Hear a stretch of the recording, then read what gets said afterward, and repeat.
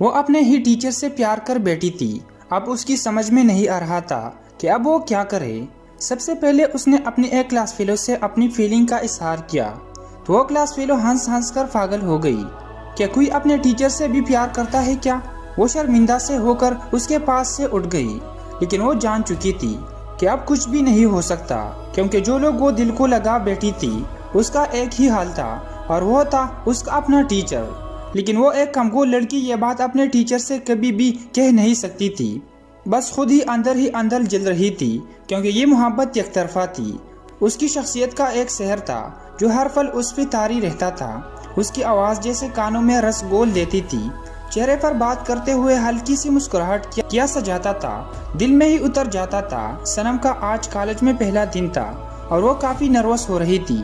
نیا کالج، نئے لوگ، نئے کلاس فیلوز اور ہر طرف شوخی اور شرارتوں سے بھرے چہرے اس کو مزید نروس کر رہے تھے۔ پہلے لیکچر میں میڈم ارسان نے کلاس کو خوش آمدید کہا اور تمام کلاس کو اپنا تعارف کروا کر لیکچر کا آغاز کر دیا۔ سنم پڑھائی میں بہت اچھی تھی، اس لیے شروع سے ہی اس نے اپنی اسٹڈی پر فوکس کرنا شروع کر دیا۔ بریک میں اس کی ملاقات ایک لڑکی سے ہوئی جو اس کی کلاس فیلو تھی۔ اس کا نام عمارہ تھی۔ وہ ایک خوش اخلاق اور بہت ہنس مک لڑکی تھی۔ سنم کی اس سے دوستی ہو گئی۔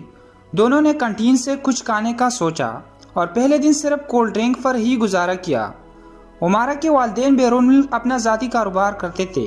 پہلے اپنی فیملی کے ساتھ پاکستان سے باہر سیٹل ہونے کی غرض سے گئے، لیکن کچھ کاروباری مخالفین کی وجہ سے بیوی اور بیٹی کو واپس پاکستان بھیج دیا۔ عمارہ چونکہ اپنے والدین کی اکلوتی بیٹی تھی، اس لیے اس کا لائف سٹائل بہت نفیس تھا۔ کچھ دن ایسے ہی نارمل روٹین کے مطابق گزر گئے۔ آج پہلے لیکچر کے بعد عمارہ نے بتایا کہ انگلش کی کلاس آج سرفراز صاحب لیں گے۔ لگتا ہے میڈم صوبیہ لمبی چھٹی پہ جانا چاہ رہی ہے۔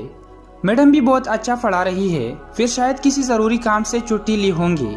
سنم کے چہرے پر مایوسی چھا گئی۔ عمارہ اسے بک شاپ پہ لے کے جانا چاہتی تھی۔ کچھ نوٹس کافی کروانے تھے اور ساتھ ساتھ کچھ کھانے کو بھی دل چاہ رہا تھا، لیکن سنم خود انگلش کے نوٹس لکھ رہی تھی، اس لیے ساتھ نہ جا سکی اور کلاس میں بیٹھی اپنا کلاس ورک کرنے لگی۔ ابھی لیکچر میں 20 منٹ باقی تھے۔ بوریت محسوس کرنے لگی اور عمارہ کی طرف چل دی۔ بک شاپ جانے کے لیے سنم جیسے ہی راہداری میں مڑی، اچانک سامنے ایک خوبرو نوجوان سے ٹکراتے بچی، لیکن اس نوجوان کے ہاتھ سے کچھ کتابیں اور پیپرز گر کر بکھر گئے۔ کچھ دیر کے لیے تو وہ بت بنی کڑی رہی اور اس نوجوان کو بکھرے پیپرز اکٹھے کرتے دیکھنے لگی۔ اسے کچھ سمجھ نہ آئی کہ کیا کرے، پھر کسی خیال کے آتے ہی جلدی وہاں سے بک شاپ کی طرف بڑھ گئی۔ اس کا جسم ہلکا سا کانپ رہا تھا۔ آئیے محترمہ، لگتا ہے کلاس میں آپ کا اکیلا دل نہیں لگا، عمارہ نے شرارتی لہجے میں کہا۔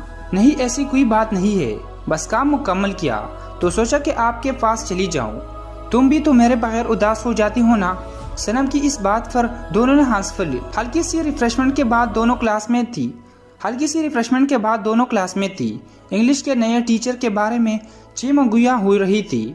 سب اس بات پہ متفق تھے کہ میڈم صوبیہ جیسے انگلش کوئی بھی نہیں پڑھا سکتا، لیکن کچھ لڑکیاں اس بات پر بہت خوش نظر آ رہی تھی کہ اب انگلش کے لیے جو ٹیچر آئے ہیں وہ میل ہے، اور سننے میں آیا ہے کہ بہت سمارٹ اور کیوٹ بھی ہے۔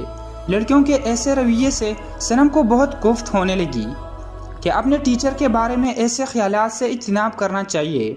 اچانک دروازے میں نمودار ہونے والے اس میل ٹیچر کو آمد سے پوری کلاس ایک دم پرسکون ہو گئی اور کچھ دیر پہلے ہونے والی چیمنگویا دم توڑ گئے۔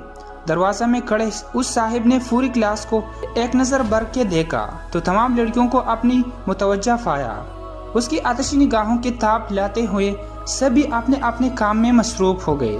سنم کا دل دک کرنے لگا۔ ابھی کچھ ہی دیر پہلے اس نوجوان سے ٹکراتے بچی تھی، لیکن اس کی وجہ سے اس کے ہاتھ سے کتابیں اور پیپر ضرور گر گئے تھے۔ سنم خود کو کلاس کی باقی لڑکیوں کے پیچھے چھپانے کی ناکام کوششوں کر رہی تھی۔ وہ نوجوان آگے بڑھا اور دل فریب مسکراہٹ سے کلاس سے مخاطب ہوا۔ السلام علیکم، hope you all will be fine. میرا نام سرفراز ہے، ایم پیل ان انگلش، اور آج میڈم صوبیہ کا لیکچر میں پڑھایا کروں گا۔ جتنی میڈم نے آپ کی کلاس کی تعریفی کی ہے، آپ کی کلاس اس سے بڑھ کر ویل ڈسپلن لگ رہی ہے۔ وہ بولتا جا رہا تھا اور اس کے جادوئی الفاظ سامنے بیٹھی لڑکیوں کے دل میں اتر رہے تھے۔ بات کرنے کا انداز، روبدار آواز، چہرے پہ پھیلی مسکراہٹ، کبھی سنجیدگی کبھی شوخی، پتہ ہی نہیں چلا کہ لیکچر مکمل بھی ہو گیا۔ سر کے چلے جانے کے بعد تعریفوں کے پھول بن گئے۔